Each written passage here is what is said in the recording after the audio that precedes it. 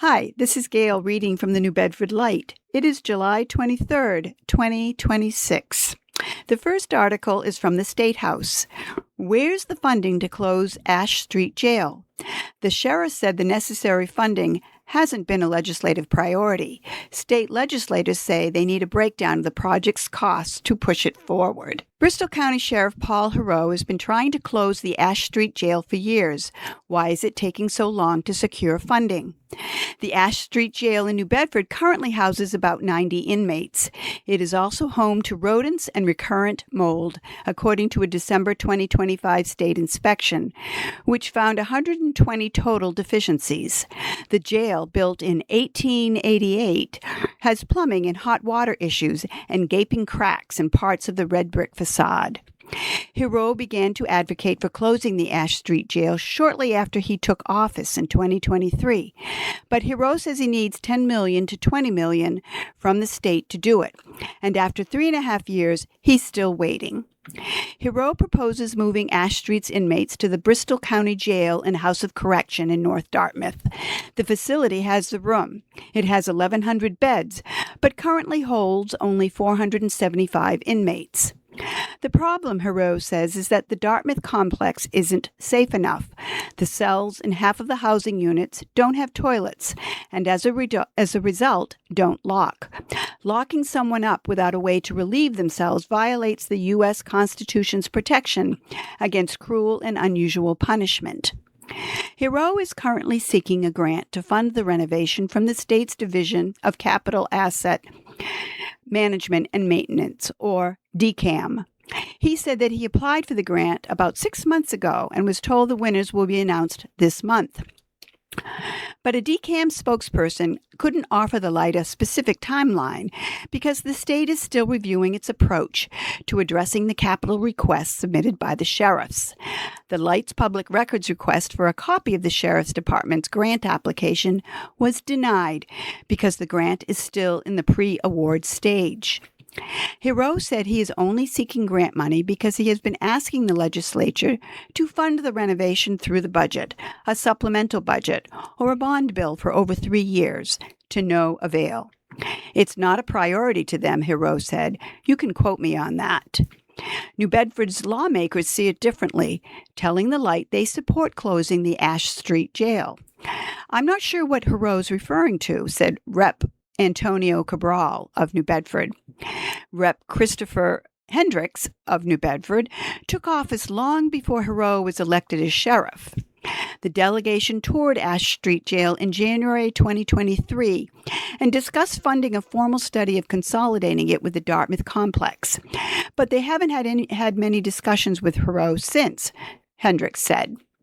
Last year, Rep. Christopher Markey, Dartmouth, sought over $92,000 to study the cost and feasibility of renovating the Dartmouth facility through an amendment to the fiscal 2026 state budget. Cabral and Hendricks co-sponsored the amendment, but it didn't make it into the final budget. Markey didn't attempt to file the amendment again in this year's budget. It was a large amount of money, and I know it can only go to the well so many times, Markey said. If there's alternative ways to do that, I look forward to it. I've told Heroux all along that I think we need to do something with Ash Street. I just think we need to get a real number.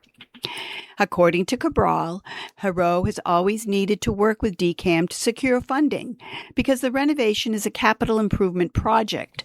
The agency would assess the project's cost, which has been a sticking point for the legislature.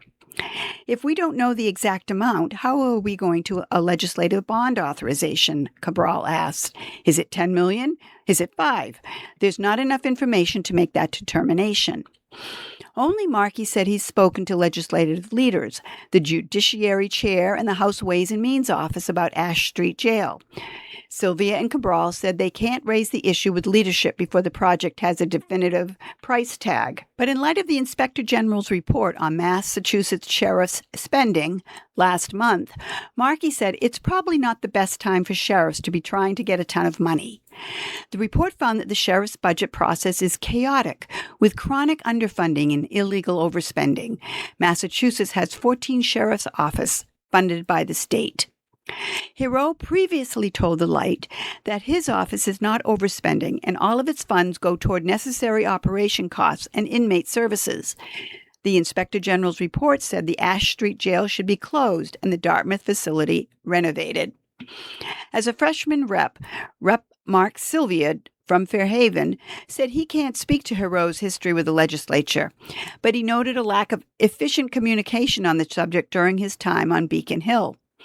Sylvia said he told Hero he would write a letter of support if Hero pursued grant funding. But after the Light informed him that Hero had applied for a grant 6 months earlier, Sylvia said he had never been asked to provide one. I don't think it's been a question of us not prioritizing the issue, Sylvia said. I think it's a combination of let's all get together. Let's lay out the steps and figure out who can do what. And I'm not sure that that's necessarily happened. The Light asked House and Senate leaders whether they intend to fund the Dartmouth facility renovation this session or the next, but none provided a clear answer. House Speaker Ron Mariano's office asked whether there is a bill about Ash Street Jail before the House. Senate President Karen Spilka's Director of Press Operations referred the Light to Michael Rodriguez, Chair of the Senate Ways and Means Committee, which crafts the Senate's budget. A spokesperson for Rodriguez deferred the question to Senator Mark Montigny of New Bedford as a matter of form because Rodriguez doesn't represent New Bedford. Much of Rodriguez's district, including Westport, is in Bristol County. Montigny didn't respond to requests for comment. House Ways and Means Chair Aaron Michaelwitz didn't respond to a request for comment. Each local lawmaker who spoke to the Light also raised concerns about what to do with the Ash Street building if it no longer serves as a jail, a question they have been asking for years. Markey described it as a prime piece of real estate, but Hendricks has a more measured outlook. We don't want a giant gaping hole in the middle of that neighborhood, Hendricks said. In a working-class neighborhood like that would be the last thing we would want to happen. Hero previously floated ideas of turning the jail into apartment buildings or a museum, often described as one of the oldest continuously operating jails in the country. But ultimately, he said, it's not his job to figure that out. The next article is on transportation. SRTA buses to remain fare-free through summer 2027.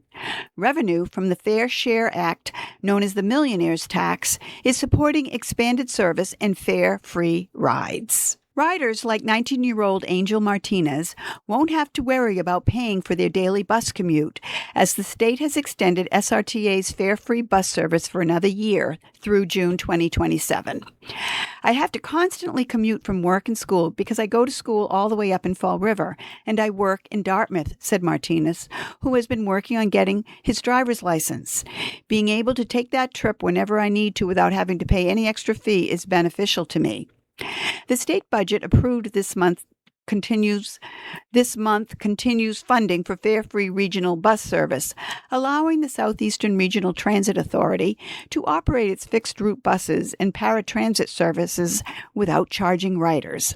The funding provides another year of state support for the program, which has contributed to ridership growth since its launch in January of 2024. Bus fares were previously $1.50. Lawmakers approved $40 million for year-round fare-free service across the state's 15 regional transit authorities, a $5 million increase from the previous year's funding level. The program is supported through state appropriations funded by fair share revenue, the state's 4% surtax on annual household income above $1 million. We had 2.9 million trips provided in 24, and then that skyrocketed in fiscal 25. Where it was the first time ever we broke 3 million trips, said SRTA Administrator Eric Rousseau. For the most recent year, he said, we are confident there will be over 4 million trips for the first time ever. Increased state funding has allowed SRTA to launch Sunday service, expand routes, operate the Intercity Express between New Bedford and Fall River, and maintain fare-free bus service, according to Rousseau. We've had to put additional vehicles out on the road in some areas to try to accommodate that additional demand. Rousseau said that the increased service is meeting the real demand for public transit. Now the people no longer have that barrier. They're coming out and they're riding with us and really being able to tap into that benefit, he said. New Bedford resident Frank Sariva said he has noticed the increase in ridership firsthand.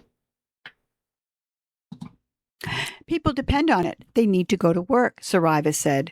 Full buses are a change that Sariva is still getting used to.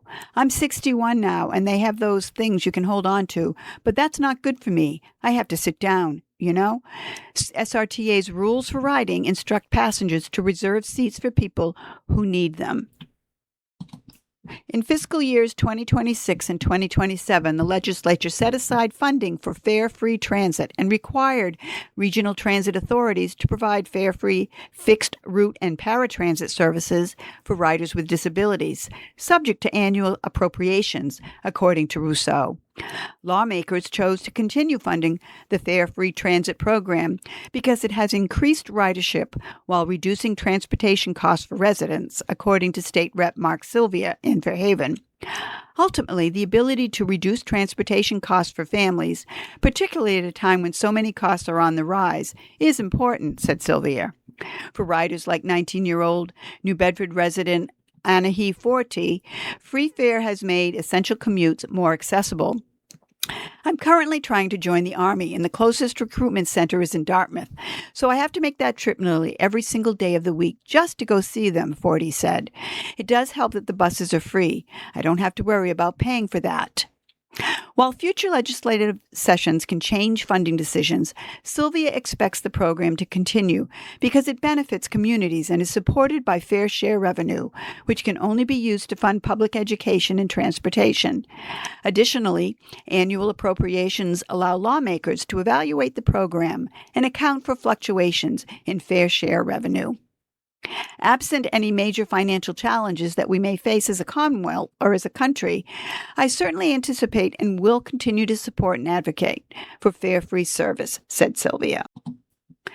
The annual funding requirement helps protect transit authorities because requiring fare-free service without providing funding could lead to service cuts, according to Rousseau. There really isn't a mechanism available to the legislature to definitively say that this will be a permanent funding, said Rousseau.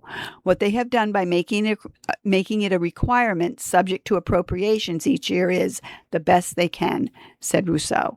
The next article is from The Environment. New federal rule could put New Bedford's piping plovers in harm's way. A new Trump administration rule rolls back long-held habitat protections for endangered species, including the shorebirds that summer in the city. On the shores of Fort Tabor, two piping plover chicks and their parents forage for food before they begin their journey back down south. The happy family marks a major conservational milestone for New Bedford. It's the first time since the city's conservation program started that any piping plover fledglings have made it to adolescence. From a distance, they look like adults, New Bedford conservation agent Chance Perks said. But once you see them next to their parents, you realize they're just a couple of gangly teenagers. The success in New Bedford mirrors a statewide trend, thanks in part to decades of stringent wildlife and habitat protection. Mass Audubon Coastal Waterbird Director Lyra Brennan said, while piping plovers in other states have seen a gradual decline in population, Massachusetts has seen its shorebird count balloon from just 135 pairs at its lowest to over 1,200 pairs today. Now, new federal rollbacks could dismantle that progress, advocates and experts say. The Trump administration finalized a rule on July 10 that would no longer consider habitat protection to be part of endangered species protection. On July 14, a group of environmental nonprofits, including the Boston-based Conservation Law Foundation, filed a complaint against the federal administration to overturn the new rule. The rule, which does not include harm to habitat under its new definition of harm, reverses 50 years of conservational law and stands to adversely impact hundreds of endangered species, the complaint alleges. Destruction and degradation of habitats kills threatened and endangered species. just as surely as shooting them, the complaint read. Habitat protection is especially critical for species such as piping plovers, which nest on small strips of barrier beaches each year. In New Bedford, beginning in April, Perks and Department Field Technician Harrison Letourneau fence off 50 square yards of beach for the arriving shorebirds. They spend the next 3 months defending the species from curious dogs and not-so-careful beachgoers. This year, their efforts went off without a major hitch, Perks said. At the beginning of nesting season, Perks said his goal was to have the chicks fledge, learn to fly on their own, before July 4th, when beach real estate gets particularly contentious. The sibling pair fledged on July 2nd. Next year could be different. Piping plovers and other species no longer have federal habitat protections under the new rule, CLF Associate Attorney Sarah Shahabi said. Although new developments will still undergo endangered species analysis at the federal level, this analysis will no longer take habitat loss into consideration. Most states, including Massachusetts, have their own endangered species legislation, which creates an extra layer of protection, Shahabi acknowledged. But those laws can differ widely, and endangered species don't live according to state lines. Shorebirds are migratory, Shahabi said. In winter, they fly south to states where development might now happen without having to minimize the negative impacts on piping plovers, she explained. They might find that their beaches are gone, that they no longer have a safe place. Brennan believes that the disparate regulatory landscape could be to blame for the plover's uneven comeback. Other states have not set the same piping plover population bounce back as Massachusetts has, and their numbers could dwindle even further under the new federal regulations, she said. For that reason, it's even more important to keep the state's positive trend. Researchers are still digging into why Massachusetts shorebirds have bounced back more successfully than those in other states, even those with very similar state endangered species laws. But Brennan said habitat conservation definitely plays a role. The welfare of a species and the health of the land and waters where it lives are inextricably linked, Brennan said. After 27 years studying coastal water birds at the Lloyd Center in Dartmouth, research associate Jamie Bogart is more optimistic. States like us with the State Endangered Species Act, with the Wetlands Protection Act, I think we're as well positioned as anyone to kind of withstand that, Bogart said. As long as the state and local levels stand their ground, I think we'll be okay. As to why these birds and other endangered species matter to humans, it's not about just their charisma. You may not love the birds, but you love the beach, the place where these birds are from, Brennan said. These birds are bellwethers. They're showing us that these places are healthy. We rely on these ecosystems just as much as plovers do. The next article is about offshore wind, entitled Mass AG, 7 others plan to sue Department of Interior. The attorneys general argue that canceling offshore wind projects will deprive northeastern states of a reliable alternative to high-cost, high-emission fossil fuel power sources. 8 Democratic state attorneys general, including from Massachusetts, plan to sue the federal government over the cancellation of 3 offshore wind projects. The states are targeting settlement agreements the U.S. Department of the Interior reached with Blue Point and Invenergy to halt their plans to build wind farms off the coast of New York and Maine. The projects would have powered 3 million homes in the Northeast, according to an announcement released on Thursday by Mass Attorney General Andrea Campbell. DOI claimed that new national security concerns justified the cancellations, even though the federal government had already reviewed and approved the lease area after years of analysis and consultation with the Department of Defense, the Mass Attorney General's office said in an announcement. The attorneys general argue that canceling the projects will hurt northeastern states by depriving them of a reliable alternative to high-cost, high-emission fossil fuel power sources. They also say the federal government didn't follow the legally required procedures for canceling the project's leases of federally controlled offshore areas. On Thursday, the coalition gave the Department of the Interior written notice that they plan to sue in 60 days, which is required before a lawsuit can be filed. Campbell signed onto the effort along with attorneys general from Connecticut, Delaware, Maine, New Jersey, New York, Rhode Island, and Vermont. In a statement to the Light, a spokesperson for the Department of the Interior said the settlements were reached through an appropriate process with the Department of Justice. Attempts to rewrite history now cannot erase the reality of these projects and the damage they could cause, the spokesperson wrote. This administration will not sit back and let reckless projects create what was higher utility costs, a weakened energy system, and unnecessary harm to the environment. The Light reached out to the companies behind the projects for comment on Thursday afternoon, but they did not immediately respond. In June, Massachusetts was part of a similar coalition of attorneys general that sued to challenge a similar settlement to end a wind project planned off the coast of New York by Total Energies. President Donald Trump's administration has sought to stall and cancel offshore wind projects over the last year and a half. Blue Point Wind had leased 71,000 acres of ocean between Long Island and New Jersey for a wind project to provide electricity for New York and New Jersey, according to the coalition's legal notice. In April, the company agreed to drop its plans for the wind farm and any future offshore wind projects in the U.S. In return, the company was reimbursed for its $765 million lease and required to reinvest the money in natural gas facility. Invenergy had planned two projects. It leased 84,000 acres between Long Island and New Jersey, as well as 215,000 acres in the Gulf of Maine, according to the coalition's legal notice. But the settlement it reached with the federal government in June returned the $653 million the company had invested in its leases and required the company to invest all of that money in oil and gas development, according to the legal notice.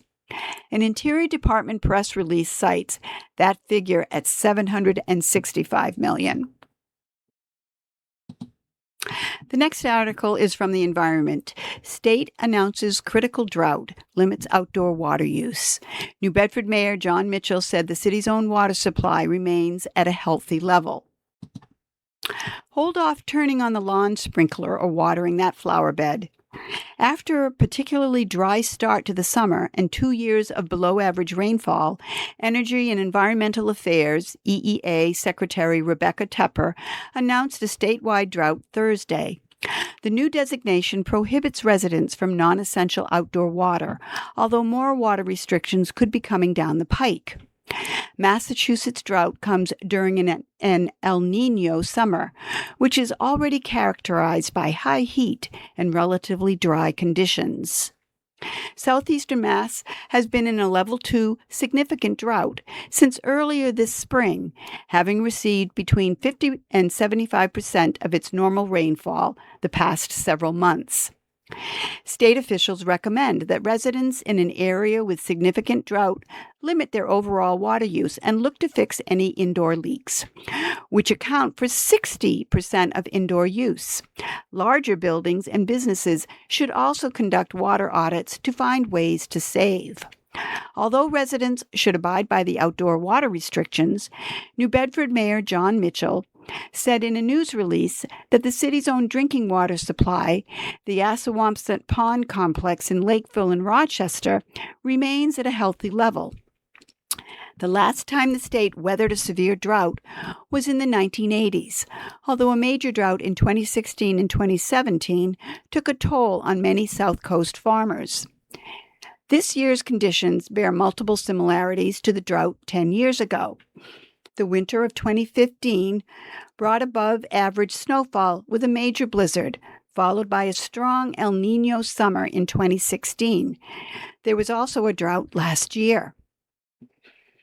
To dig itself out of a rain deficit, the city of Providence would need about 5 inches of rainfall, said Hayden Frank, a meteorologist with the National Weather Service's Boston Norton office. In Boston, the other nearest National Weather Station, that number is closer to 9 inches. But how that rainfall happens matters just as much as the amount. A large and sudden storm, for example, would likely just lead to flooding that wouldn't get absorbed into the ground, Frank said. Usually, the best way for droughts to improve is through a steady amount of rain over a significant period of time, Frank said. That's what really gets river levels back up to normal stages. Residents can't even take comfort in knowing that a drier summer will mean fewer mosquitoes. Bristol County Mosquito Control Project Superintendent Priscilla Matten said mosquito levels have remained fairly consistent the past 5 years, thanks in part to the wetter conditions this past winter that help house the skeeters in their larval stage. What's more, she added, is that drought conditions can actually increase the spread of West Nile virus. West Nile virus is carried by songbird species, such as the American robin, and spread to humans via the mosquitoes that feed on them. Dry conditions help facilitate interactions between the 3 species, Matten said. Where do you find water in the hot, dry summers? Matten said. You find it in people's yards, in the catch basins, but not so much in the environment. What that does is that pushes the mosquitoes in the same environment as the birds, because they're competing for the same water sources. Still, Frank says the current drought conditions in New England shouldn't yet spark alarm. The good news for New England is that we're in an area geographically where it's very hard to go an entire year or year and a half with below normal rainfall, Frank said. Even though our drought can be significant, they usually do break up, whereas in other parts of the country, they can go on for years. We'll have to see how the winter unfolds. This is Gail reading from the New Bedford Light. Have a nice day.